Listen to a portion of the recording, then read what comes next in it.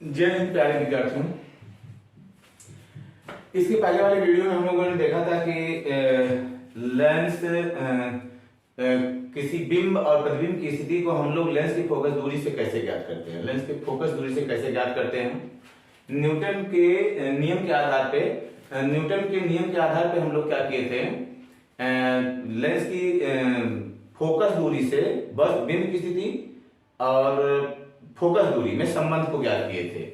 इस वीडियो में हम लोग देखेंगे विस्थापन के द्वारा किसी उत्तल लेंस की फोकस दूरी को कैसे ज्ञात किया जाता है। तो इसको क्या किया जाता है कि प्रैक्टिकल लैब में आपको कराया जाता है। फिलहाल हम लोग यहाँ पे देखते हैं कि हम लोग इसका कैलकुलेशन कैसे कर लेते हैं, किस तरह से कैलकुलेशन करके लेंस की फोकस दूरी ज्ञात करते हैं विस्थापन विधि द्वारा। तो लेंस की फोकस दूरी ज्ञात करना डिस्प्लेसमेंट मेथड द्वारा नहीं, विस्थापन विधि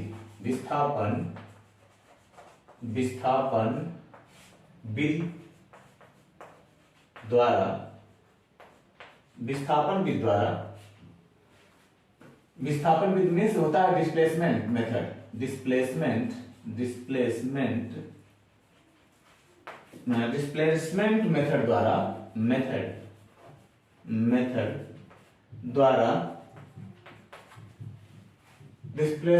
द्वारा किसी लेंस की फोकस दूरी ज्ञात करना, किसी उत्तल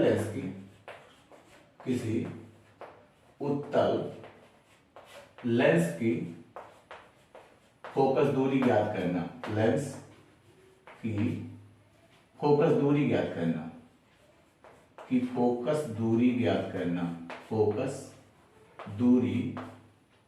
ज्ञात करना, ठीक। हम लोग किस तरह से विस्थापन के द्वारा किसी लेंस की फोकस दूरी ज्ञात करेंगे।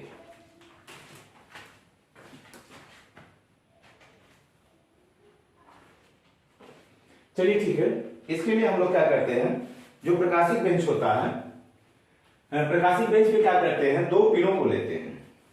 इसका देखिए सिद्धांत क्या होता है, इसका सिद्धांत क्या होता है,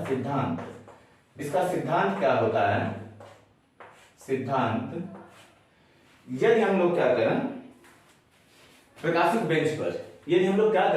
बेंच पर दो पिनों के बीच की दूरी को क्या करें, लेंस की फोकस दूरी के 4 गुने से अधिक रखें। अब ये सवाल उठता है कि अगर हम लेंस की फोकस दूरी ज्ञात कर रहे हैं, फिर लेंस की फोकस दूरी को ज्ञात कैसे होगा, 4 गुना अधिक कैसे, पिनों के बीच की दूरी लेंस की फोकस दूरी 4 गुना अधिक कैसे रखेंगे। तो हमको एक मोटा क्या होना चाहिए, अनुमान होना चाहिए, लेंस की फोकस दूरी का मोटा अनुमान होना चाहिए। जब हम लोग क्या करते हैं, इसका डिस्प्लेसमेंट मेथड को हम लोग यूज करते हैं, तो वहां पे क्या किया जाता है, किस तरह से हम लोग फोकस दूरी का अनुमान लगाते हैं, वहां पे आपको सिखाया जाता है।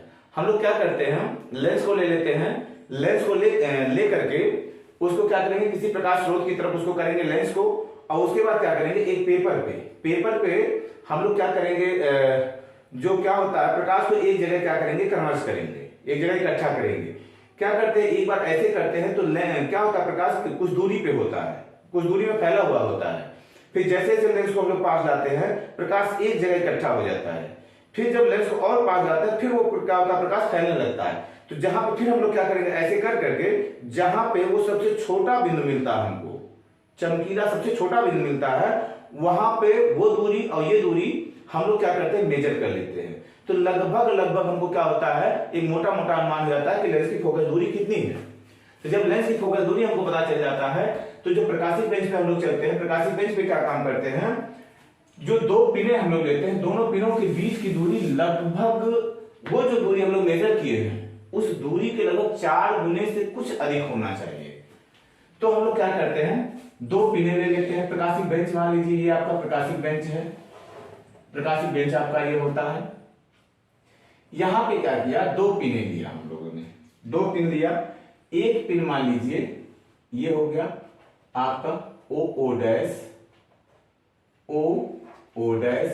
एक पिन ये हो गया, और एक पिन क्या होता है, यहां पे कहीं ले लेते हैं। फिलहाल हम लोग दूसरे पिन को अभी नहीं बना रहे हैं, बनाने में हम तो यहां बना सकते हैं, लेकिन आपको क्या करना होगा, इसको मिटाने की आवश्यकता होगी। जब भी बनाएंगे हम लोग तो पेंसिल से बनाएंगे, इसे मिटाना भी पड़ सकता है। तो दूसरा पिन हम लोग लेते हैं एस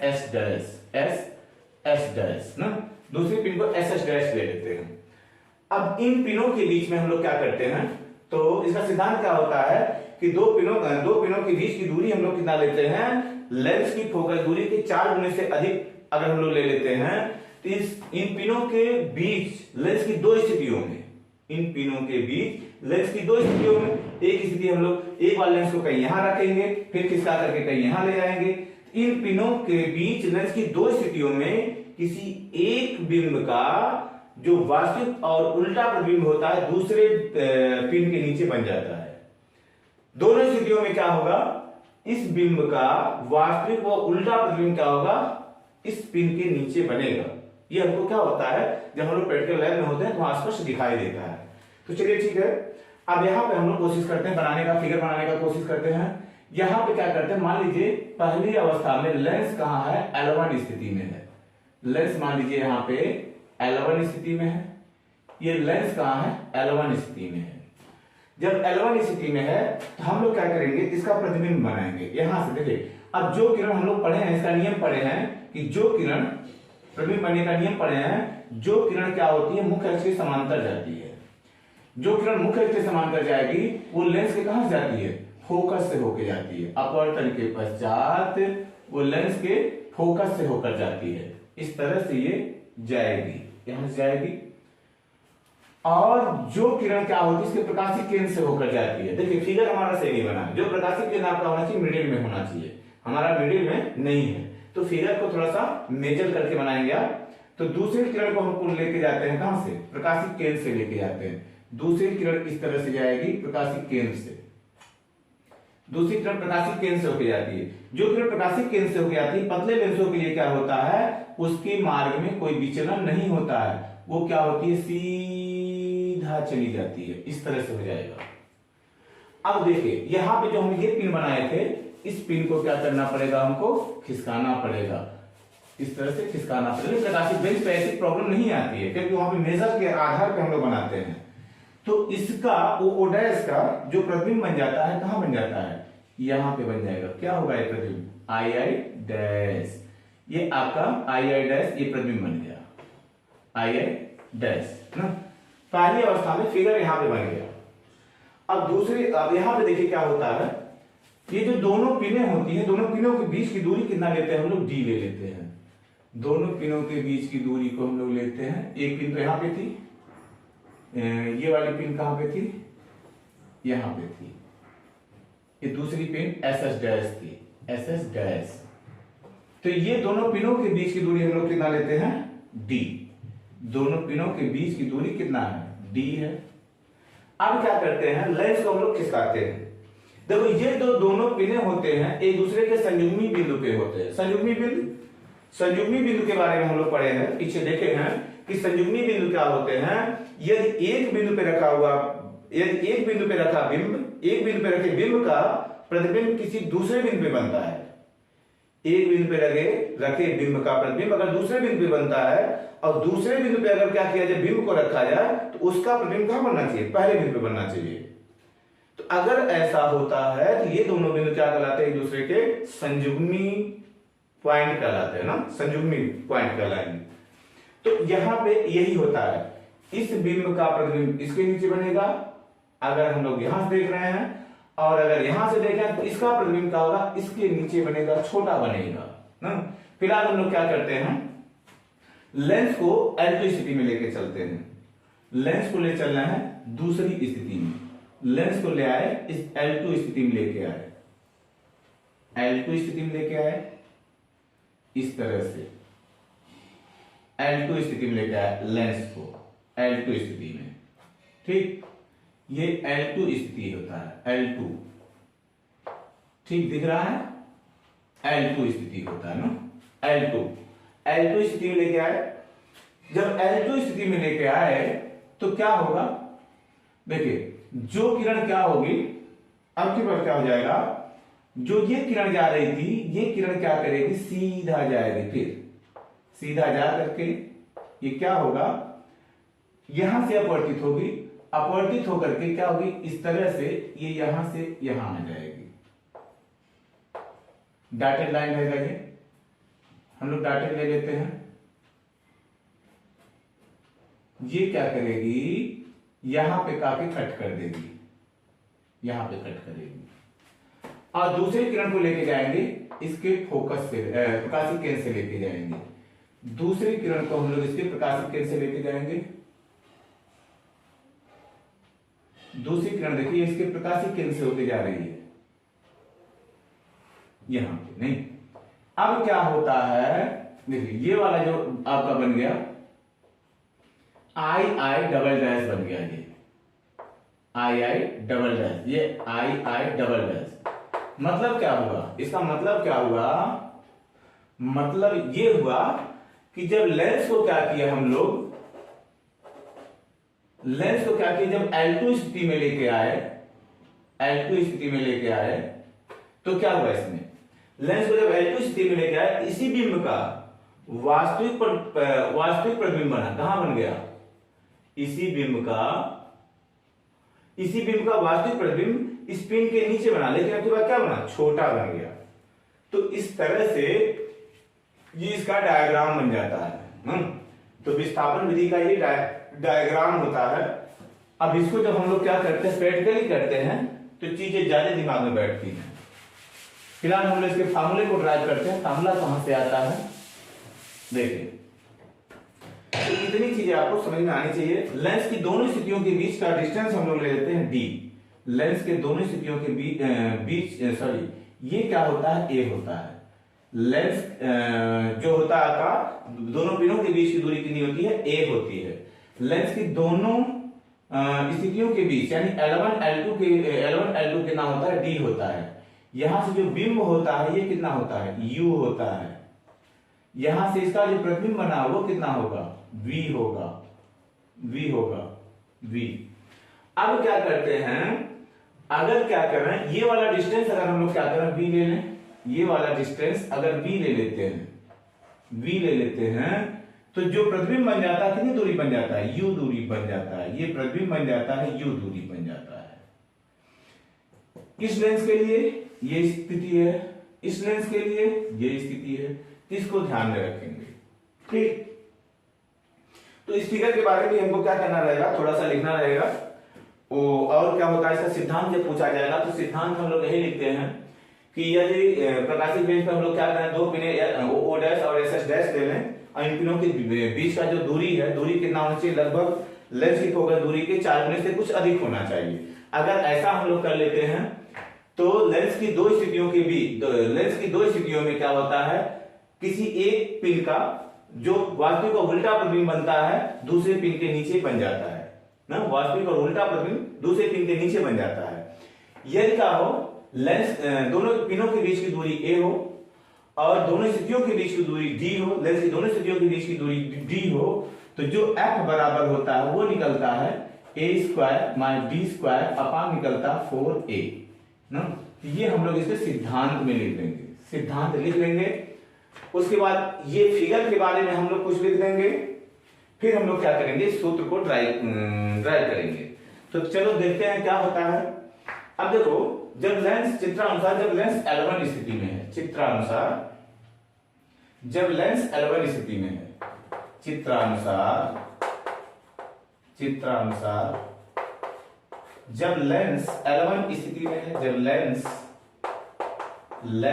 L1 स्थिति में है, L1 स्थिति, जब लेंस L1 स्थिति में है, लेंस जब L1 स्थिति में है, तो आपको क्या निकल जाता है, d बराबर कितना निकलेगा, तो d बराबर कितना हो जाएगा, d बराबर हो जाएगा यहां से यहां तक v, और ये कितना है u, तो यानी ये पूरा में से ये इतना को घटा दें, d निकल जाएगा, यानी v माइनस u क्या हो जाएगा, d बराबर हो जाएगा v माइनस u, ठीक, v माइनस u हो जाएगा।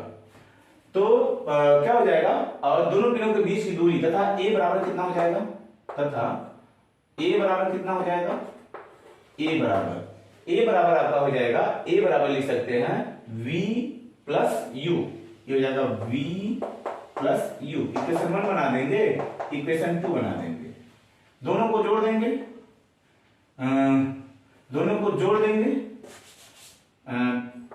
इक्वेशन 1 1+2 से, नहीं, इक्वेशन 1+2 से दोनों को जब जोड़ेंगे हम लोग तो यू यू कट जाएगा, तो d प्लस ए बराबर कितना हो जाएगा, d प्लस ए बराबर हो जाएगा 2v हो जाएगा, या v बराबर कितना हो जाएगा, v बराबर a प्लस d अपान 2।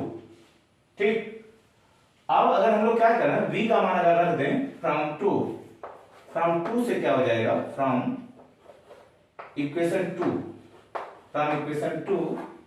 2 से क्या हो जाएगा, v का वैल्यू हम लोग इसमें रख देते हैं, तो a बराबर कितना हो जाएगा, a बराबर v का मान रखो a plus d upon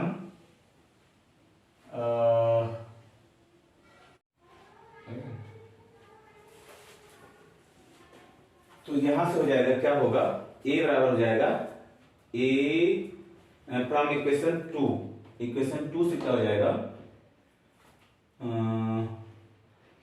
from equation 2 हम लोग क्या करेंगे, इसका a बराबर हो जाएगा, v का वैल्यू हम लोग रखेंगे, तो v का वैल्यू हो जाएगा a प्लस डी अपान 2, तो a बराबर हो जाएगा यहाँ पे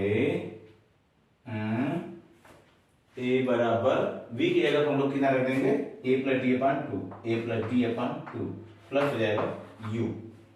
अब यहां से देखिए हम लोग u को फाइंड करेंगे, u को निकालेंगे, u तो u बराबर हो जाएगा, देखिए u बराबर हो जाएगा आपका, u बराबर इसको इधर ले आएंगे a minus a plus b अपान 2 हो जाएगा, इक्वल्स 2 का इसमें मल्टीप्लाई कर देंगे, 2a माइनस d अपान कितना हो जाएगा 2 में से घटा देंगे a माइनस d अपान कितना हो जाएगा 2, ये u का वैल्यू फाइंड हो जाएगा हमको। जब u निकल जाएगा, v निकल गया, तो लेंस के अपवर्तन के सूत्र से, इसलिए लेंस के अपवर्तन के सूत्र से, लेंस के अपवर्तन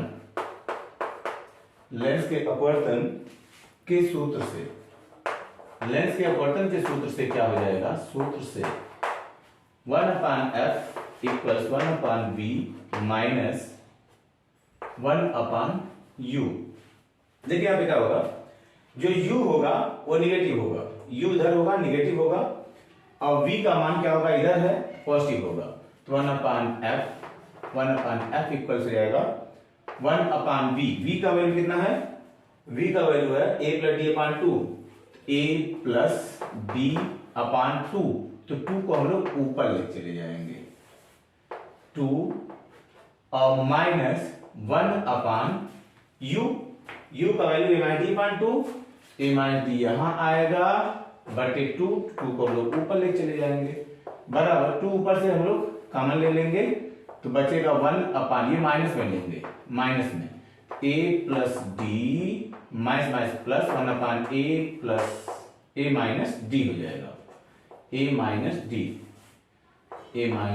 हो जाएगा, इसका यहां मल्टीप्लाई कर देंगे, तो हो जाएगा 2, इसका यहां ये हो जाएगा a माइनस डी प्लस इसका यहां a प्लस डी अपान, ये हो जाएगा, इसका मल्टीप्लाई होगा, फिर हो जाएगा a square a plus b, a minus b, a square minus b square, यहाँ d है, a square minus d square, d से d क्या हो जाएगा, कैंसिल, a 2a कितना हो जाएगा 4a, 2 यहाँ भी है ना, a 2a 2 जा 4a अपान हो जाएगा a square minus d square 1/f, therefore f जो निकालेंगे हम लोग, ये पलट जाएगा, a देखो ये पलटेगा तो ये पलट जाएगा, a square minus d square upon कितना हो जाएगा 4a।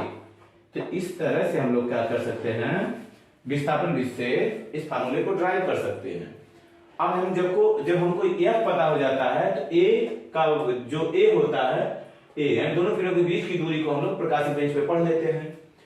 हम लोग लेंस को कितना हम लोग डिस्प्लेस किए हैं, लेंस को कितना डिस्प्लेस किए वो भी प्रकाशीय बेंच पे पढ़ लेते हैं, वैल्यू इसमें रख देते हैं, क्या होता है फोकस दूरी निकल जाता है। इस तरह से हम लोग क्या करेंगे, 4-5 फोकस दूरियों को निकालते हैं, लेंस की स्थितियों को बदल के 4-5 फोकस दूरियों को निकालते हैं, सबका क्या निकाल लेते हैं, माध्य निकाल लेते हैं, वही जो माध्य आता है एक्यूरेट उसका फोकस दूरी होता है, लेंस का फोकस दूरी होता है।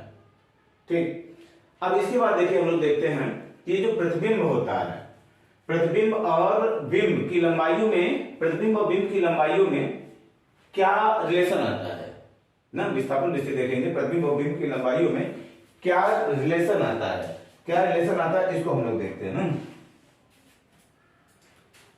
ठीक है, इसको हम लोग निकाला जाए।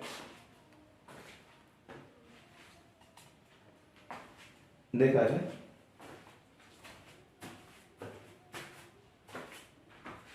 देखते हैं इसको। देखो, इसको क्या करते हैं हम लोग, सब इरेज कर देते हैं।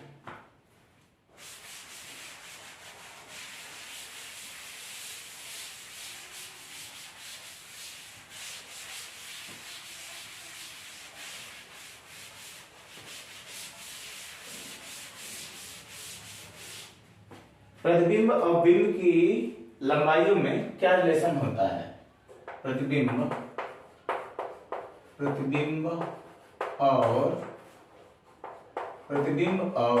बिंब, प्रतिबिंब और बिंब की लंबाइयों में रिलेशन, प्रतिबिंब और बिंब की लंबाइयों में रिलेशन हम लोग निकालेंगे, लंबाइयों में रिलेशन हम लोग निकालेंगे। रिलेशन क्या बनता है, रिलेशन निकालेंगे, संबंध निकालेंगे, रिलेशन निकालेंगे इसको ना। ठीक, तो रिलेशन निकालने के लिए क्या करते हैं हम लोग, देखो इसमें हम लोग क्या करेंगे, जब लेंस क्या होता है L1 स्थिति में होता है, जब लेंस क्या होता है L1 स्थिति में होता है, तो लेंस L1 स्थिति में, जब लेंस L1 स्थिति में है, जब लेंस L1 स्थिति में है, जब लेंस L1 स्थिति में है तो हम लोग क्या करेंगे, लेंस जब L1 स्थिति में है तो यहां पे देखो क्या होता है, ट्रायंगल ये जो आपका L1O dash, triangle L1O dash ये समरूप होगा L1I dash, triangle L1I dash, ये क्या होंगे, समरूप होंगे।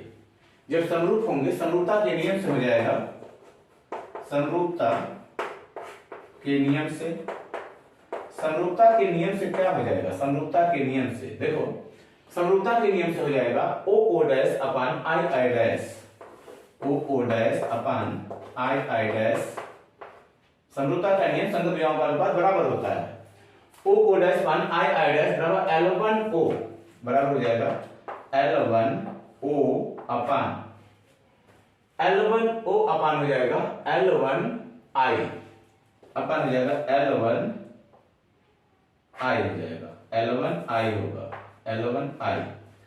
अब L1O कितना है आपका, U है, ये बराबर हो जाएगा U अपान ये जो डिस्टेंस हमको निकालना है, ये निकालेंगे D प्लस U, ये भी कितना है, U है ना, तो ये हो जाएगा D प्लस U, देखो D प्लस U, ये हो जाएगा U upon D plus U, D plus U हो जाएगा, U इक्वेशन 1। इसी प्रकार क्या हो जाएगा, इसी प्रकार क्या हो जाएगा आपका, इसी प्रकार देखो, इसी प्रकार क्या हो जाएगा, आपकी बात देखेंगे हम लोग, लेंस के L2 स्थिति के लिए, L2 स्थिति के लिए क्या हो जाएगा, L2 स्थिति के लिए, L2 स्थिति के लिए क्या हो जाएगा, देखिए L2 स्थिति के लिए क्या हो जाएगा, triangle L2OO dash, triangle L2OO dash समरूप होगा triangle L2II dash, triangle L2II dash, ये क्या होंगे, sorry L2II double dash.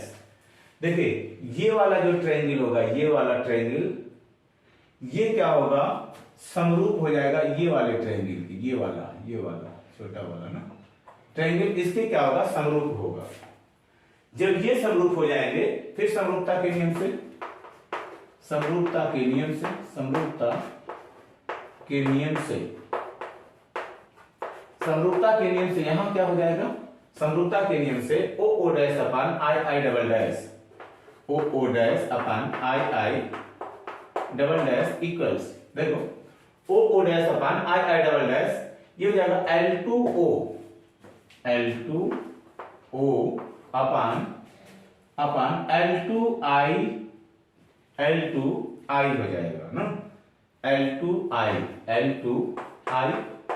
L2O ये कितना हो जाएगा D प्लस U, देखो D प्लस U ये हो जाएगा D प्लस U अपान क्या हो जाएगा L2I अपान, देखो L2I क्या लिखेंगे U, ये वाला डिस्टेंस कितना है U अपान हो जाएगा U, equation number 2।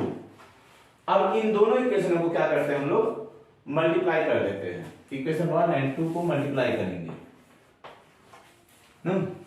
Equation 1 multiplied by equation 2, जब दोनों को हम लोग क्या करेंगे मल्टीप्लाई करेंगे तो ये हो जाएगा O O dash upon I I dash, O O dash upon I I dash I dash equals हो जाएगा इनटू हो जाएगा into O O dash one I I dash equal हो जाएगा यू अपान, देखो O O dash one I I dash into O O dash upon I I double dash, ये होता है I I double dash equals हो जाएगा u upon d plus u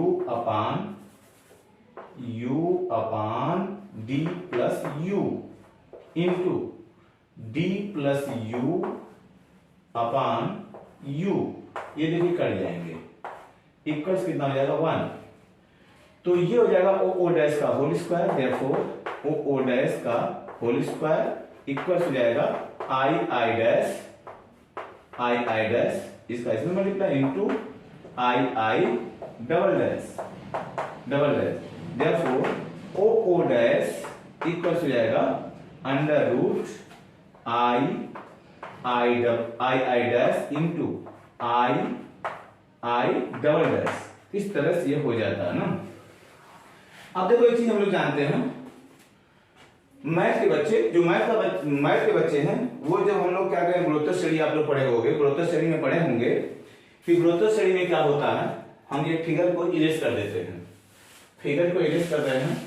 देखिए गुणोत्तर श्रेणी में आप क्या पढ़े हो, जो ज्योमेट्रिकल प्रोग्रेशन है ना उसमें पढ़े होंगे कि अगर क्या होता है, यदि क्या हो, यदि ए बी सी गुणोत्तर में हो या जीपी में हो, गुणोत्तर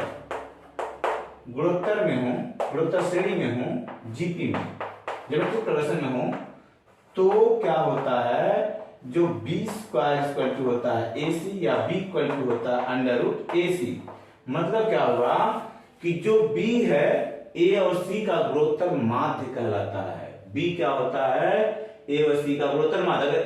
अगर ये रिलेशन है कि ये संख्या इक्वल टू अंडर रूट में ये दोनों हैं, तो क्या होता है कि जो बी होता है ए और सी का क्या होता है गुणोत्तर माध्य होता है। अब ऐसे यहाँ पे देखो जो आई आई डैश है, आई आई डैश गुणित आई आई डबल डैश, यानी दोनों स्थितियों में जो प्रतिबिंबों का गुणनफल है, प्रतिबिंबों के गुणनफल का जो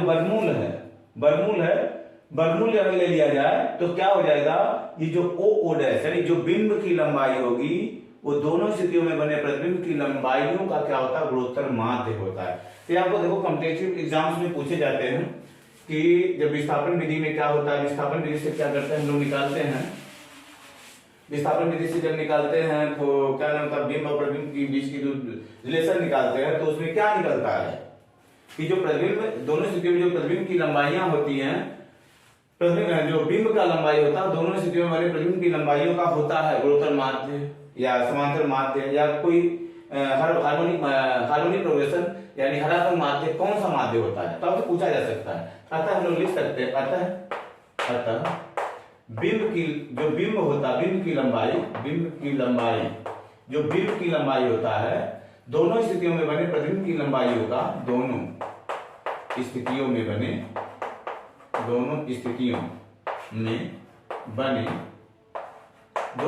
में बने प्रतिबिंब की लंबाइयों का गुणोत्तर माध्य होता है। प्रतिबिंब की लंबाइयों का गुणोत्तर माध्य होता है, लंबाइयों का